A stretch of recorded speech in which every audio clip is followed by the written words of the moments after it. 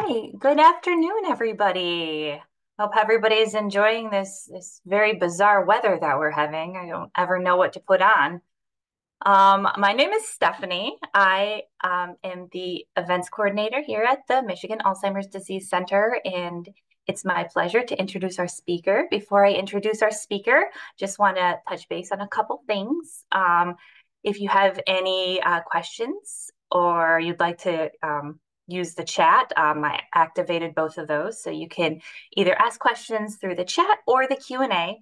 I will also be sending out a Qualtrics evaluation for this event. So if you could please fill out the evaluation when we're done, and I'll do a resend out tomorrow as well. And with that, I would like to introduce Dr. Annalise Rahman-Filipiak. She is an assistant professor in the Department of Psychiatry at the University of Michigan. Her research interests include neuropsychological feedback and biomarker-based dementia risk disclosure, metacognition, and non-pharmacologic interventions for cognitive decline. And with that, I will turn things over to Dr. Rahman-Filipiak. Thanks so much, Stephanie. Really appreciate the opportunity to be here. The topic today is a little different than some of the didactics or speaker series talks that you might have attended previously. I really wanted to take a step back from just the didactic portion, which, there will be some of that, to talk more about the importance of research participation and some potential avenues to participate in or support research, not only for the benefit of society, but also to potentially gain some additional personal benefits. So very excited to talk about that today. Before we get started, and I know there are still some folks that are coming in, but I wanted to start with a poll, just to get a sense of kind of who is in the audience today. So the question that we're posting here, which I think Stephanie will be able to add, have you ever participated in a research study? So this is just a yes or no. Yes, you're a past or current participant, or no, you've never participated.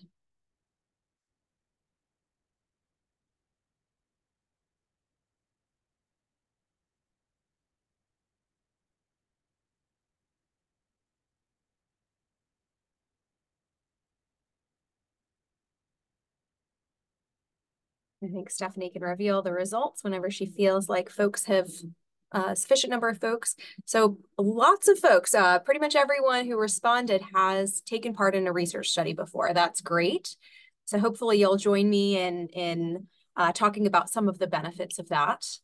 But the next question we have here is why? So why did you or do you participate in research?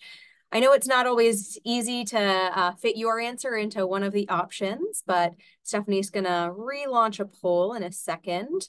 Your options will be to help scientists learn more about a specific condition or subject, to learn more about myself or my own health. So that's to learn about you, to gain access to treatments or services, and to help someone you know or because someone asked you to. So kind of doing a favor for someone else.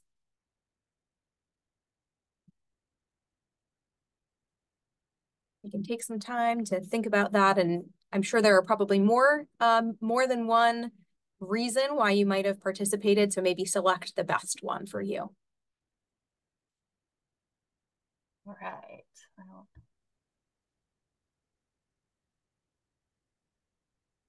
Great. Yeah, so a lot of people are sharing that they really do participate for that kind of altruistic helping the advancement of science, which is a great reason to participate. But others also mention that participation is a good way to learn more about yourself. And so we'll be talking a lot more about how you can reach both of those goals through research participation today. Now, I know that the audience here is primarily kind of community members, folks who might participate in research, even here at our Michigan Alzheimer's Disease Research Center. But we also have folks from other centers. We have other researchers and professionals here. So for those, I will say that this talk really covers mostly what it's like to participate or what some of the opportunities to support research might be. But if you are a researcher yourself at this talk, I encourage you to think a little bit about how your own research team is creating and supporting opportunities to include community perspectives or include participants in the formation of your research as well as in the participation piece. Okay, so moving on from there, I wanted to just go back and do a bit of an introduction of myself. So I completed my master's and doctorate in clinical psychology with an emphasis in neuropsychology, as well as a separate certificate in aging and urban health, all at Wayne State University down the street in Detroit here. I also did my postdoctoral residency at the Ann Arbor VA, and I've been faculty at University of Michigan since 2018. I also have roles at the Michigan Alzheimer's Disease Research Center, hence my involvement with this awesome speaker series, as well as the Michigan Center for Urban African American Aging Research and the group there. So I've been in this area in Southeast Michigan for quite a while, and what I really learned from all of these different experiences, and particularly living in and working in the city of Detroit for a long time, is that it's really critical that our research practices are aligned with the communities around us. And so I want to be clear that that is, absolutely my bias, in part because my research focuses on these issues and how they relate to Alzheimer's disease. So generally speaking, my research focuses on how we go about ensuring that all older adults, so those from diverse backgrounds, have access to proper dementia evaluation and treatment, how to communicate health information, including the results of research tests, of brain scans, of other kinds of health tests, in a way that is useful and understandable to everyone, how we tailor treatments, including treatments for Alzheimer's disease and related dementias so that they work across cultures, and how to ensure that all communities are represented in Alzheimer's disease research. I like to add a couple photos here of some of the things that we've done. So that top photo is one of our health education events and kind of a research related event that we conducted at the Eastside Community Network, an awesome organization in Detroit. We also really like to feature our research participants in the research conferences that we attend. So the bottom picture is a group of us who presented at the Alzheimer's Association International Conference. And we were able to bring several research participants with us to the conference so that their perspectives could be really featured and highlighted to other research teams and to other companies and organizations who are really leading the way in Alzheimer's disease. So, this just is sort of showing how, I'm still trying to grow in thinking about ways to integrate community perspectives in the work that we do. And I would love any suggestions from the audience too. But let's jump into an outline of what we'll talk about today. So I'm gonna, we've already talked about introductions. I do wanna start by grounding this conversation in why Alzheimer's disease research is so important and why representativeness within research is really important. We'll then move on to talk about who does and does not take part in Alzheimer's disease research, at least historically, and what some of the factors might be that drive that. We'll talk about what the benefits of taking part in Alzheimer's disease research might be. And finally, we'll move to the last section where we'll talk about how to get more out of your research experience as a potential participant or supporter of research. So we'll start here with why Alzheimer's disease research is important. Some of this may be very familiar to you if you've attended prior speaker series talks, oops, let me go back. So Alzheimer's disease is, quite common. Alzheimer's disease dementia or dementia Alzheimer's type is the most common cause of dementia in older adults. We know that about 6.7 million Americans are currently living with dementia Alzheimer's type. These are data that are published yearly in the Alzheimer's Association Alzheimer's Disease Facts and Figures document, which is a great resource if you're interested in learning more about Alzheimer's disease. We also know that there is an effect of sex. So women are approximately twice as likely to develop dementia Alzheimer's type as men are. We also know that there are significant racial ethnic disparities in the incidence of dementia and dementia Alzheimer's type. So this study is getting a little older now, but it's a fantastic study because it followed Medicare beneficiaries over a 14-year period. So it looked at a national sample, a really representative sample, and they were looking at rates of dementia in different age groups. And what we know is that, the older we get, the more likely we are to develop dementia, but also that is increasing over time. The rates of dementia are also increasing differently for different groups. So we see, for instance, that Black or African American older adults are, in some cases, twice as likely to develop dementia as compared to their white non-Hispanic counterparts. The same goes for other populations like Native American or indigenous groups, individuals of Hispanic ethnicity. And so this really shows us that there are certain populations that, might be more at risk for Alzheimer's disease. But one challenge that we know here too is that those from those minoritized communities are less likely to receive a diagnosis, are diagnosed not only less frequently, but also much less accurately and often later, which means that these folks are not getting identified and not getting treatments at the same rate as others. So this has been a huge passion of mine, is to start thinking about what contributes to those differences. We also have to talk about the finances of dementia. So a diagnosis of dementia comes with significant costs.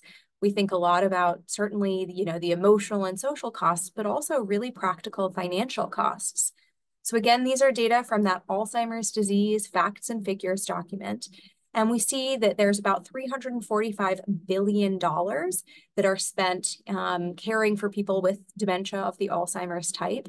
I want to say that it's 87 billion of that is out-of-pocket costs, just an astronomical amount of money spent on care for those with dementia.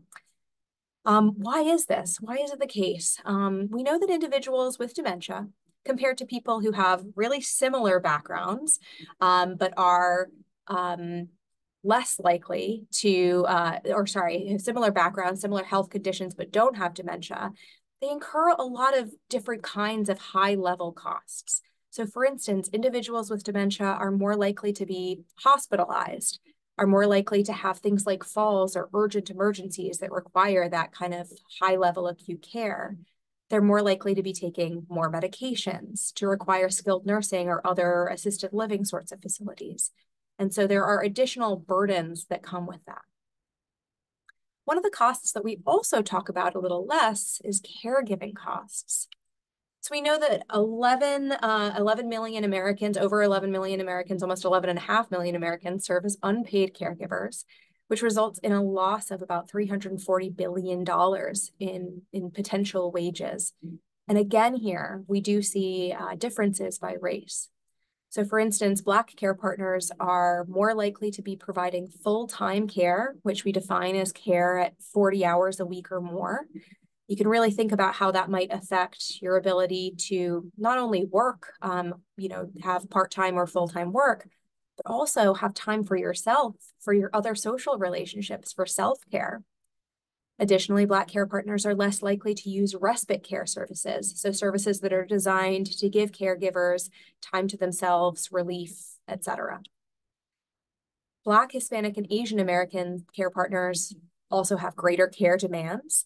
So they're caring at a higher level, which means that they are often providing and really the primary person responsible for providing care to someone who has not only, who needs not only things like medication reminders or assistance with making meals, but things like bathing, grooming, and dressing.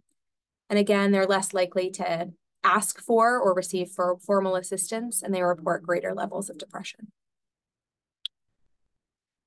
There are a lot of theories for why these differences exist. I've highlighted some of them. So just looking up here at the beginning, we know that delayed diagnosis, so getting a diagnosis of dementia later, that can certainly drive kind of the beginning of these changes. So, or the beginning of these differences. If you're diagnosed later, you're less likely to access treatments that might be available to you. Many treatments for Alzheimer's disease target people with very early memory changes, not necessarily those who have memory changes that are more advanced. Misdiagnosis is a big problem. There are fewer specialist referrals to some communities, in part because of access to resources and all of the other things that you see here. So really this slide, we're not going to talk about it in detail, but it is one way to depict all of the ways that these factors might drive disparities. So what I hope you take from that section is that Alzheimer's disease is a massive problem that is really universally affecting us as a society. However, there are also disproportionate burdens on some communities, and it's really important that we address that. So let's move on to talk about how we address that, and that is through clinical research. In order to be better at diagnosis, in order to diagnose more accurately earlier, in order to come up with treatments that might be effective, we need to first research them.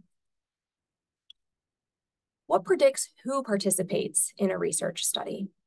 There have been many papers published on this topic, and we know that those who participate in Alzheimer's disease research specifically tend to be in the younger old group. So folks who are slightly younger, individuals who are more highly educated.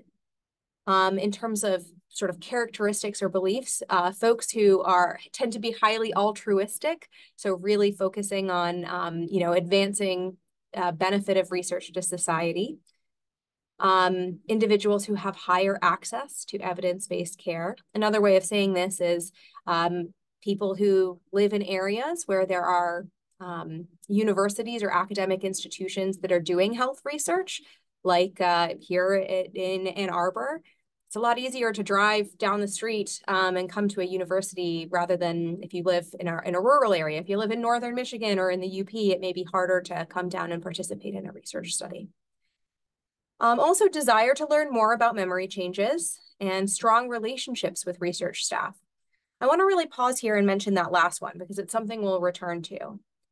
Many, many papers have now shown that when participants feel a connection with researchers, when they feel that researchers represent their communities, represent their values, their needs, their priorities, participants are more likely to take part and also support research in other ways.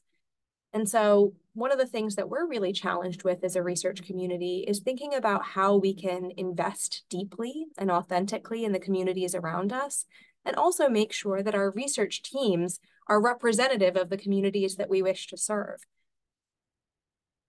On the flip side, let's ask what predicts who doesn't participate in Alzheimer's disease research. Understandably, individuals who have greater cognitive impairment are less likely to take part. That makes sense. If you are experiencing significant cognitive symptoms, it can just be harder to arrange to get to a research study, to fully understand all the risks and benefits and make a decision about whether it's good for you.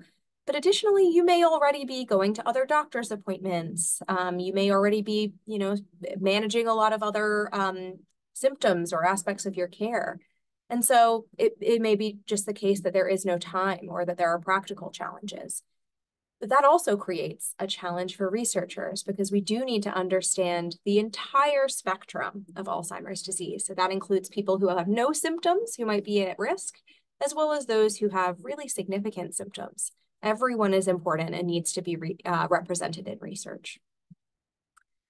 Individuals similarly with neuropsychiatric symptoms, what we mean by this, those could be things like behavioral changes, personality changes, significant changes in your mood or anxiety levels.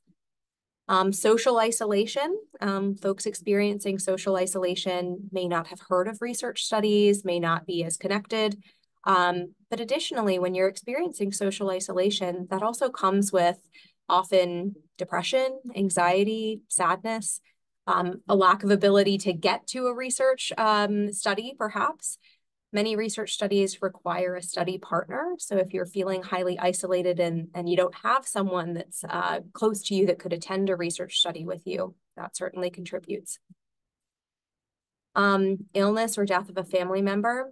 So this is a good opportunity for me to maybe mention that, we want everyone to have the opportunity to participate in research, but that research is never designed to add to your stress levels.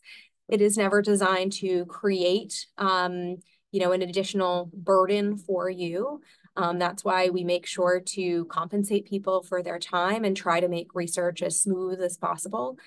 But we also recognize that you, as our potential research participants, have your own lives that are really robust and busy and also come with their own challenges. So we recognize that there may be times where research is just not a high priority. And so illness, death, or other stressful transitions are absolutely understandable, and we don't expect you to take part always at those times.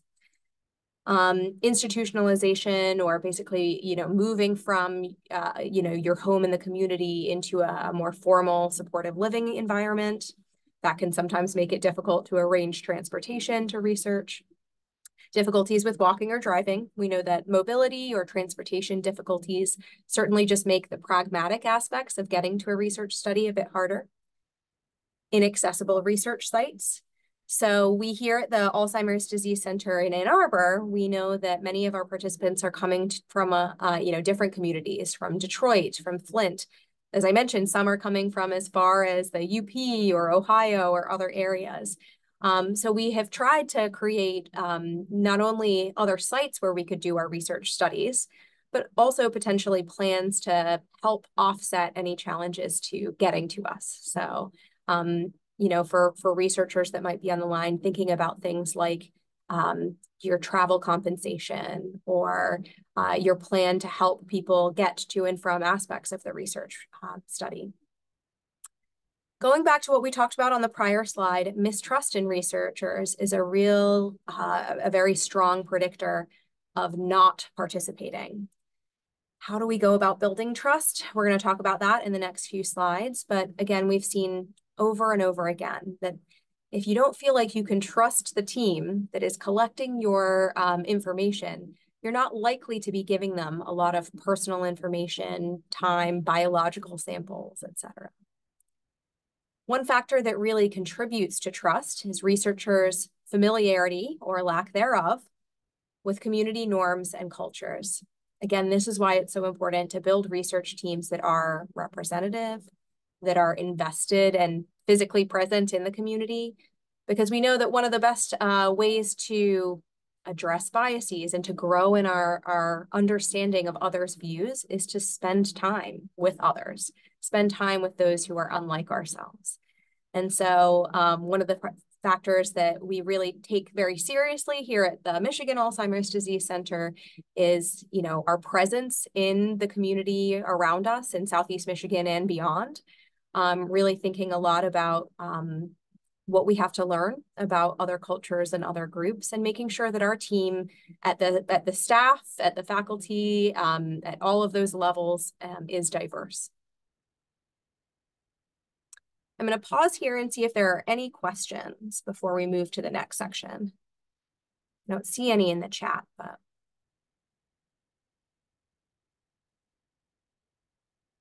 Okay, seeing none. We're going to move to the next section. So what are the benefits of taking part in Alzheimer's disease research? So hopefully I've shown that Alzheimer's disease research is really important, that this is a major health issue and something that's facing all of us. And so I really want to talk about the potential motivations to take part, or benefits of taking part. The first thing that I want to mention would be, or the first set of things I want to discuss are really those altruistic benefits. So a desire to advance the science, to improve, scientific discovery for the purpose of improving everyone's health. These next 3 slides are drawn from the National Institute of Health website. So these are some of the reasons why they encourage folks to take part in research. But I'm also going to take this opportunity to talk about examples. So one benefit of research is the goal of improving global and local health. Research can lead to new ways to prevent, diagnose, and treat illnesses. And here at the Alzheimer's Center, we have several ongoing studies that are designed for exactly that. So many of you will be familiar with our University of Michigan Memory and Aging Project, or UMMAP. This is a study where participants come in once a year. These are folks from the community, many just like yourselves, who they come in once yearly with a study partner. They complete a range of different tasks and tests, which we'll talk about in a few slides. And really, the goal of that is to follow people over time. So to understand how thinking abilities, as well as other kinds of symptoms like your movements, your mood, etc., change over time, and what's normal versus abnormal in the aging process. We also have studies like the AHEAD 345 study. This is a study that tests a new medication for Alzheimer's disease that has been designed to hopefully reduce memory loss. So again, rather than just trying to understand the disease, we're testing some treatments. We have a study called We Can, which is a study asking how best we can support caregivers of those who are living with Alzheimer's disease and related dementias. So we're not just focused on patients, but also their loved ones and caregivers who play such a critical role in the success and the quality of life of patients with Alzheimer's. Shared 3, this is a study that my team runs. We're very proud of it. And this study examines how people use Alzheimer's disease test results, specifically biomarker test results, to plan treatments, change their habits, and prepare for the future. So all of these questions hopefully will provide us some information that will potentially lead to us preventing, diagnosing, and treating Alzheimer's disease more effectively at the local and at the community or global level. I see that there is a question in the Q&A. Yeah, it looks like a pretty good question. It's how are you overcoming the barriers for not participating in research? It seems like a long list, and one individual may have several barriers that challenge their participation. What a great question. So let's go back to that slide for a second. I think part of the reason that I present these here is because it really has to get us researchers thinking about exactly your question. So how do we, when we first design a study, not when the study is approved or funded, not when we're starting to run into problems with recruitment, but when we first design a study, how do we go about addressing these, or at least minimizing these? We can't, as much as we might wish to, we can't control or ensure that all of our participants are having, no stress and no barriers. We would love to be able to do that, but instead we have to plan for that. So as some examples, one of the things that we do to make sure that our research is open and interesting and interesting to people with more advanced cognitive difficulties.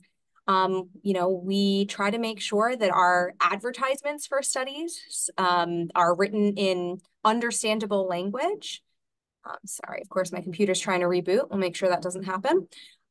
So we want to make sure that all of our advertising materials, that the forms that you review when you start a study are also written in understandable language, that our teams are trained to explain studies and answer any questions that participants might have about the study.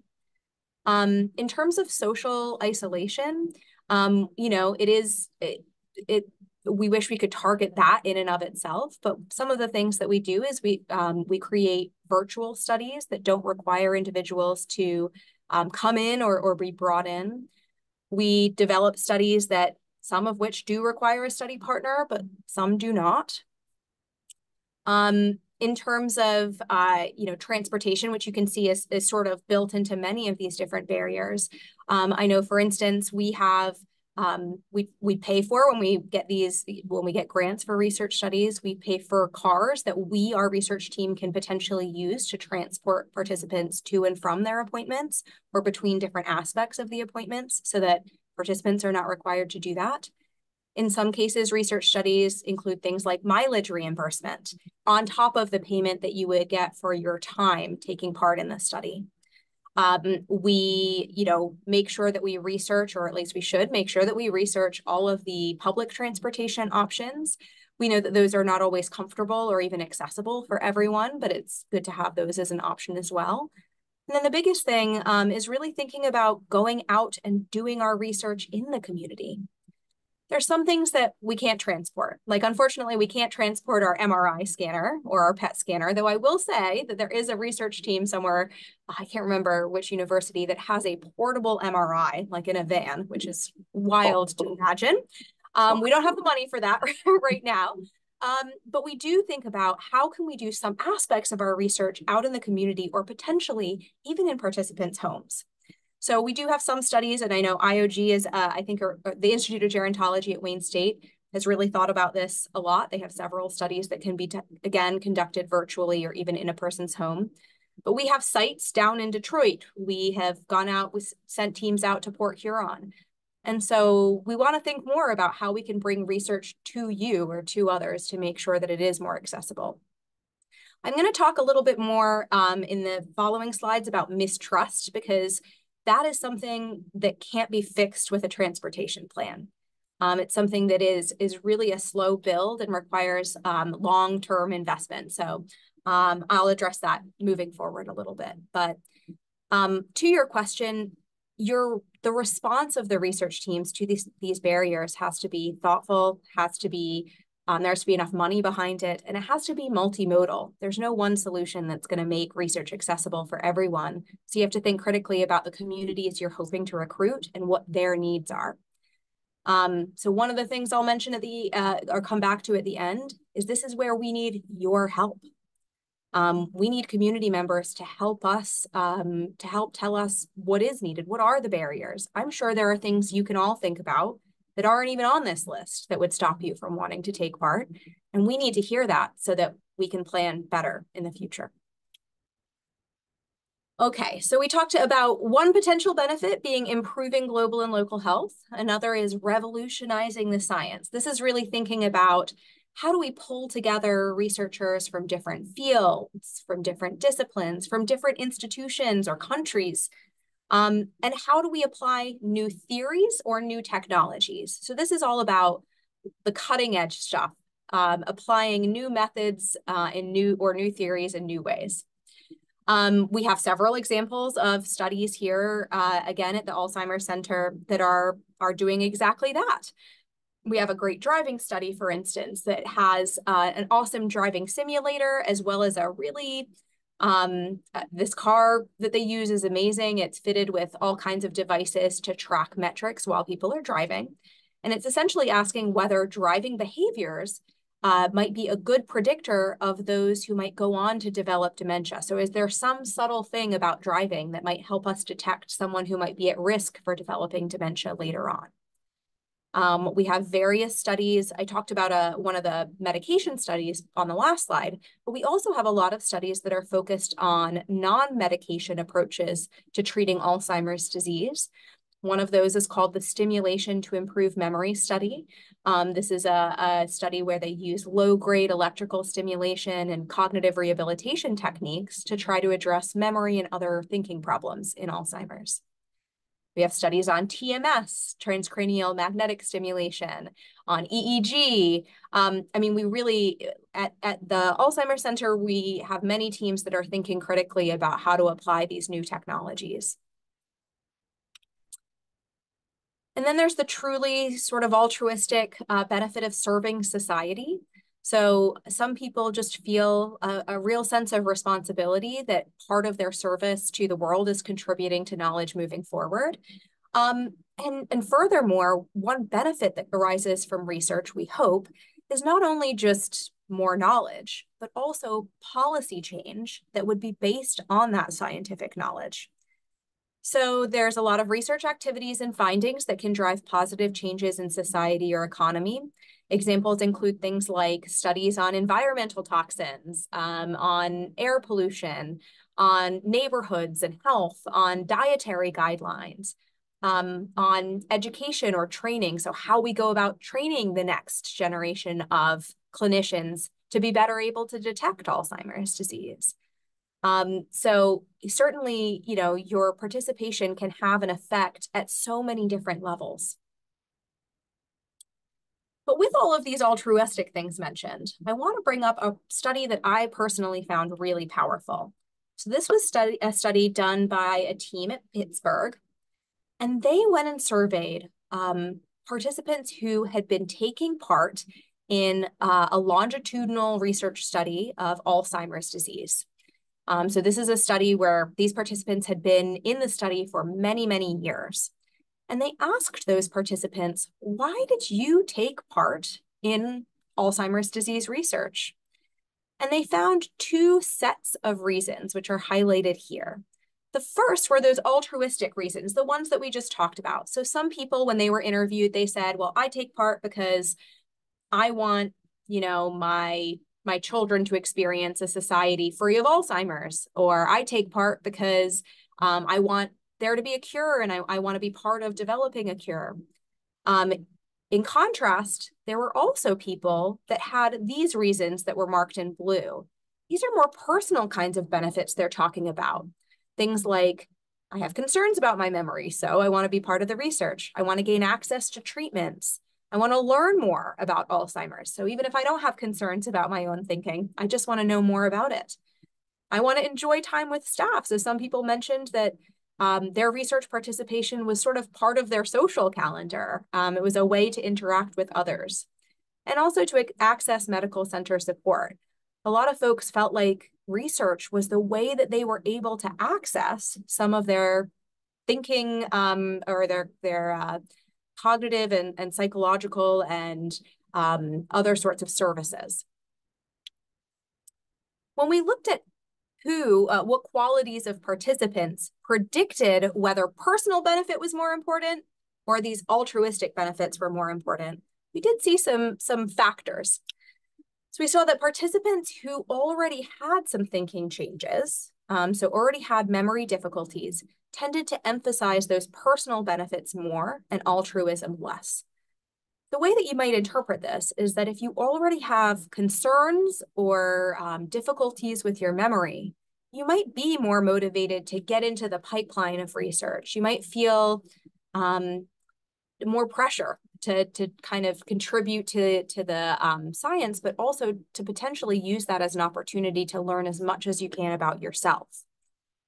Additionally, the study found that Black and Asian participants also emphasized personal benefits more. And when they looked a little deeper at the answers that people gave, there were a lot of folks that said, my doctor won't refer me for a full dementia evaluation yet, but I'm worried about my thinking. Or I don't have access to an MRI. I can't go just ask my doctor for an MRI scan, but potentially I could do that through research. Going back to one of the concepts that we talked about earlier. So what gets in the way of some groups participating in research more than others? At this time, we know that the majority of Alzheimer's disease research really has been published has included participants that are primarily highly educated, higher income, mostly white, non-Hispanic. And what we found is that, sorry, my slides are advancing here. What we know is that there's a really relatively small proportion of really any other group represented in these studies. Why is that a problem?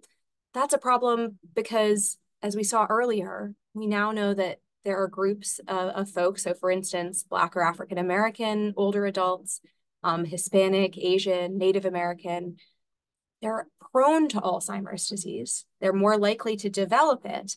And yet they're diagnosed much later. And now we know the research is also not capturing their experience. So one of the things that this study did is it went back and asked participants, again, what are some of the barriers? What are some of the things that get in the way of you taking part? And they found that Black participants reported that they had more concern about their information being kept private, about confidentiality. However, the thing that really predicted whether or not that was going to stop them from taking part in a study was whether they trusted the medical team. So if we think back to that slide where we talked about barriers, it's coming back to this concept of trust. How do we go about building trust? Well, I would argue that at least a part of that is making sure that when we conduct our research studies, that those research studies are including ways for participants to get those personal benefits. In other words, our research studies have to think about how we are releasing individual results, the participants' individual results, back to them. So as I have it listed here, return of research results may heighten personal benefits. It also might just be more transparent, and it might reduce mistrust in research, which in turn could ultimately lead to better recruitment, so bringing people into studies, and retention, keeping people in studies, especially among participants from minoritized backgrounds.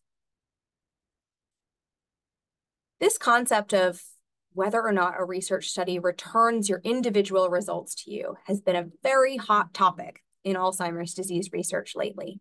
In fact, just last year, there was a study published called the Participant Bill of Rights. This Bill of Rights, or this manuscript that was published, was essentially designed to be kind of a call to action for researchers. And it really lays out the rights of the participant to receive their individual research results. So we're going to walk through what it says here. I won't read through all of this, but it says I have a right to receive my individual results conducted or collected in the course of my research participation. I can also ask how to receive them. I have the right to exercise this right in an informed manner. So basically what this means is participants have the right, and it's the responsibility of researchers to talk through the risks and benefits of learning your individual results. I have the right to be told what my test results mean. So researchers not only have the responsibility to share your results, but also to explain them to you in a way that's meaningful. I have the right for my questions to be answered. So not only do we have to explain your results, but we have to give you time to ask your questions. I have the right to be contacted or decline to be contacted to check on my well-being after receiving a result. This one has been particularly controversial because we as researchers also have a responsibility to make sure that there are no harms to you as part of research. And then I have the right to decide what actions I take after receiving my test results. So I have a right to go and use this information to plan for my future in the way that's most effective for me. And finally, I have the right to turn my results into action for my own well-being or the benefit of others. So again, taking my results, making plans, changing my life based on them.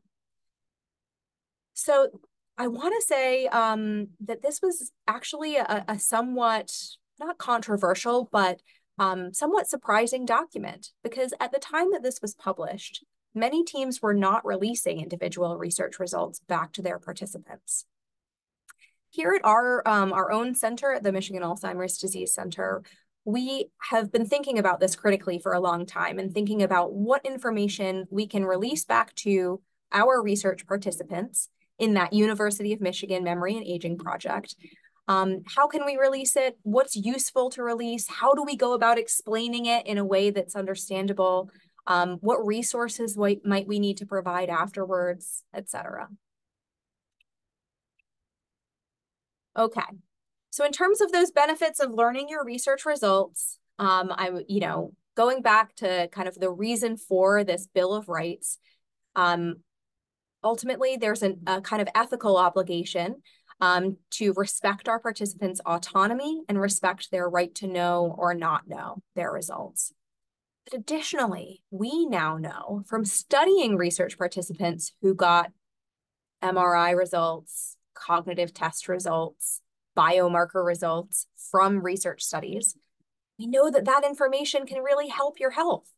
It can motivate meaningful changes for you and your medical team. So for instance, if you take part in a research study and you find out through that research study that you have significant memory difficulties, you may decide to share that information with your medical provider, and that information might then help them get you connected with services that you need. It may help them be more confident in the diagnosis that they give you.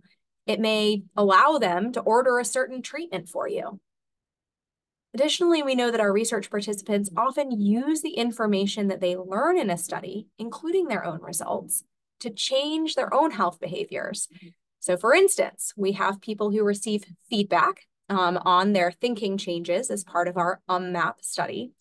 And we've had people say, this is, what can I do? Should I change my diet? And then they'll think more about diet change or exercise. They may use the information to plan for the future, thinking about things like insurance or long-term care insurance.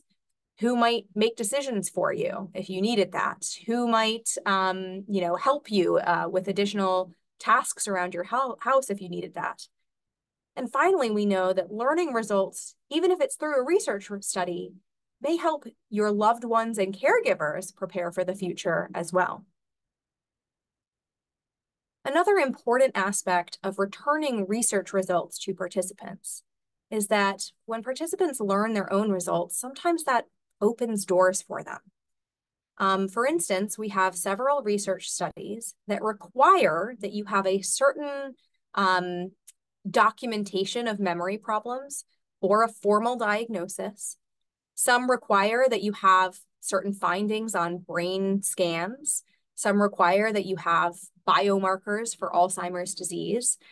And so sometimes you can leverage your results from one study to open the door to take part in other studies that might be a better, more specific fit for you.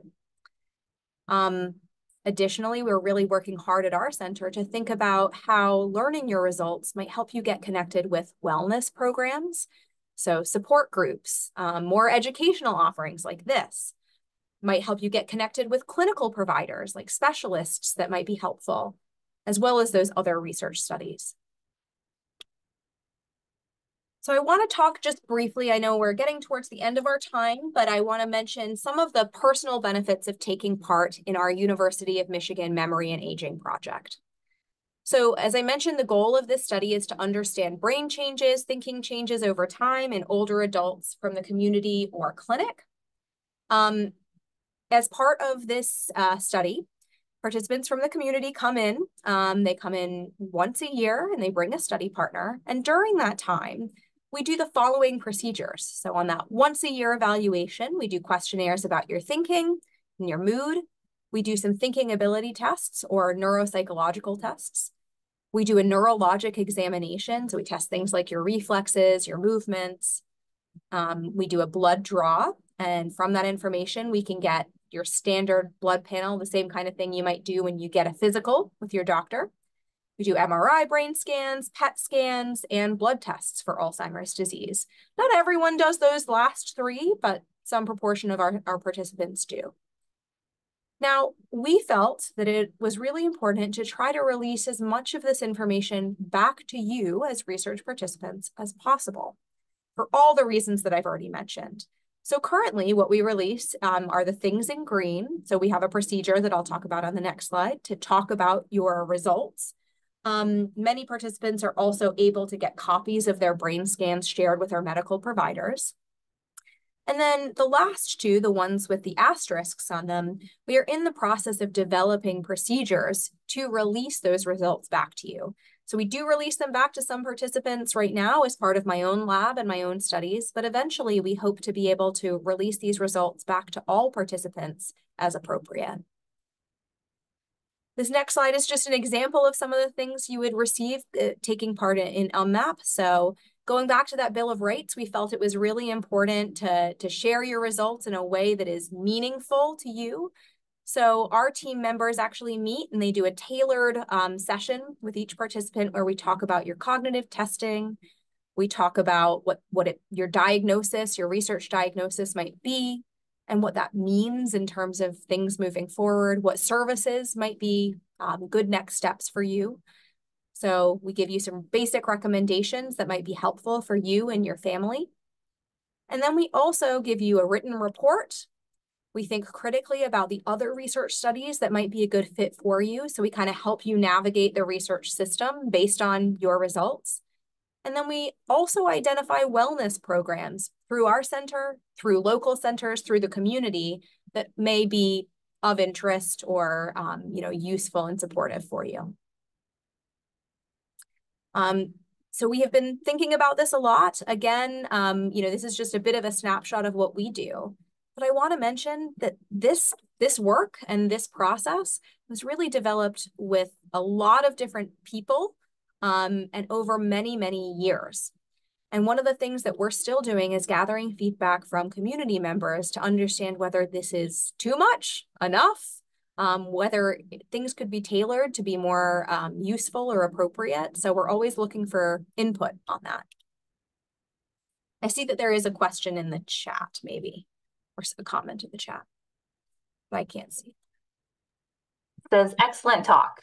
Oh, okay, just kidding. So far. Yeah. So last section here, how to get more out of your research experience. So I'm hoping, I know that at least at the poll at the beginning, everyone had already taken part in research. So maybe I was preaching to the choir the entire time. But I do want to talk about, again, just how to really think about research as a kind of critical consumer, and how to make sure that you're holding us as researchers accountable. So how do you get the most out of your research participation? One of the things I recommend is that before you take part in a study, it's important that you understand how risks and benefits of the study may apply to you. Every study is required to have a consent form or an informed consent document. That's that long form that you often go through with a research study team member before you take part and you sign off on it. The challenge with some of those forms is that it can be tough to follow them. They're often pretty dense.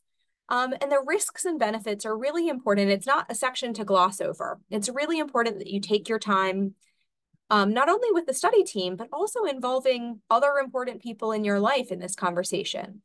So for example, in our studies where we release Alzheimer's disease biomarker results, we invite absolutely anybody that the patient or participant wants to bring with them to come to the session. We've had people bring their pastor or their priest. We've had people bring their entire 6 kids with them. You have the right to ask for other people to kind of weigh in on this decision, or to have other people there, or even to just take some extra time in processing the consent form before you sign up. You want to ask what information can and will be shared with you and your family. So what will you get directly back? Sometimes it's nothing. Sometimes it's a summary of what what the researcher found at the end of the study. Sometimes it is those individual research results, but only some of them and not all. That's an important factor in maybe making your decision. You also want to know what your doctors will see, what all participants in the study will get back, and potentially what your community will learn. Again, one of the things that we are trying to do as a research team at the center is think about how do we better communicate what we find from our studies to you. And Stephanie has really done such an amazing job of developing the speaker series to allow us to get this data back to you, to get our findings back to you. Also communicate any challenges about the schedule, the location, talk those through. In some cases, not all, but in some cases, researchers may have kind of plans or contingencies in the background that might allow adjustments. Some teams, can see you later in the evening or do testing on weekends. Some teams can come to you and help with transportation or pay for mileage, but you won't know unless you ask. So it's important that you do advocate for yourself in that way. Similarly, speaking up about things that will make you feel more comfortable in the research process. A good example is that we've had participants who come in, and as part of that annual evaluation, they'll do a blood draw, but it has to be a fasting blood draw, which means they can't eat the morning of. So we'll have people say, well, I'm also diabetic. Can I bring certain kinds of snacks, or what snacks do you have available? Because immediately after that blood draw, I'll want to have something to eat. That's a solution that we can easily reach together. The other thing is sharing feedback about your research experience. I want you to all think about the example of when you go to, maybe you go to dinner at a new restaurant. Many of us have been to a dinner and you were really excited, and then the food was terrible, or the service wasn't great, or the experience wasn't what you wanted it to be. There are some people that will go out and leave a Google review or a Yelp review or something like that, but so often we don't say anything, we just never come back. The challenge with that, when it happens in the context of research, is that if you have a bad experience and then never come back, we don't have the chance to change things, and it's likely that others might have the same experience. And so while it is not your responsibility to do that, we ask you to kind of share with us your thoughts so that we can continue to improve. The last real slide I have here is how else can I get involved? So some folks have taken part in research before, or maybe you haven't taken part and you're not really willing to commit your own personal information or time in that way. That's perfectly fine. There are many other ways that you can support research beyond just being a participant. So the first is attending events like this and sharing your knowledge with others. One goal of these kinds of speaker series is to help promote knowledge about dementia in the community so that we can all be better about advocating for ourselves when we go to our doctor, when we research new treatments or whatever it might be. We ask that you tell us what you want to hear more about during these speaker series so that we can really tailor what we're doing to you and your community. You could be a participant, but you could also be a study partner. So you could come in support of someone else. We would love if you tell your friends and family, both when you have a good experience and a not so great experience. But again, we want to hear feedback from you if your experience wasn't ideal. Become a community champion. So what I mean by that is that, if you have taken part in a research study and you felt strongly that you had a positive experience or it was meaningful for you, we would love if you would help tell others about us, that if you would partner with us to, again, continuously improve what we're doing. So we're always looking for quote unquote community champions or folks that want to work closely with our center to collect feedback and to make real change in what we do. Help us identify community partners. So, my own lab has worked really closely with the Healthier Black Elders Center. It's part of the Institute of Gerontology. Shout out to Vanessa, who I think was on this call earlier. She may not be now. We've also worked with various community organizations, and that has allowed us to really look closely at our procedures. We've gotten input from those organizations about what's really important to those communities, and that's, caused us to shift what we do. And then lastly, joining a community advisory board. So we have a community advisory board for our center. If you're interested in weighing in a formal way or being part of this group that really gives us direct feedback about what we're doing, we would love that. Please let us know. So if you have interest in any of those things, these are the folks that you might contact.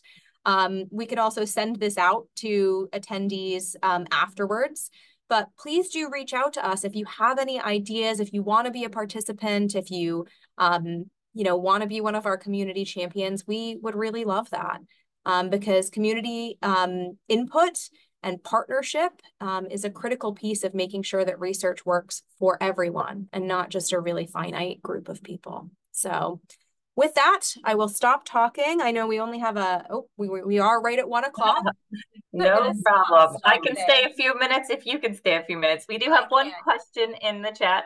Says fantastic talk. Could you share where we can find the participant rights paper? Yes, I can. So Stephanie, do we have emails for everybody that's I do have emails for everybody, so so maybe we what can. we'll do is maybe with the slides or with that last contact slide, I'm happy to send that paper out to everyone. It is very easy to find. If you search Alzheimer's disease participant Bill of Rights, it will probably be the first hit as well because it was co-authored with the Alzheimer's Association, which is the largest advocacy group for Alzheimer's disease. But we're very happy to send that out and maybe even post it somewhere as well. So I do want to mention, I forgot to say this earlier, that our website is down right now, just temporarily. It's being migrated. So normally we would direct you to our website if you had interest in taking part in these opportunities that we talked about today. So please just reach out. Even if you're interested in one of those studies I talked about, you can contact me or Stephanie and we'll get you to the right person. All right, we have another question. When will this tape recording be available? It's usually available about 2 weeks after the event. It'll be up on YouTube. If if you want it, you can send me an email or contact me, and I can make sure that you personally get the YouTube link once I receive it. So I can write my email in the chat real quick too.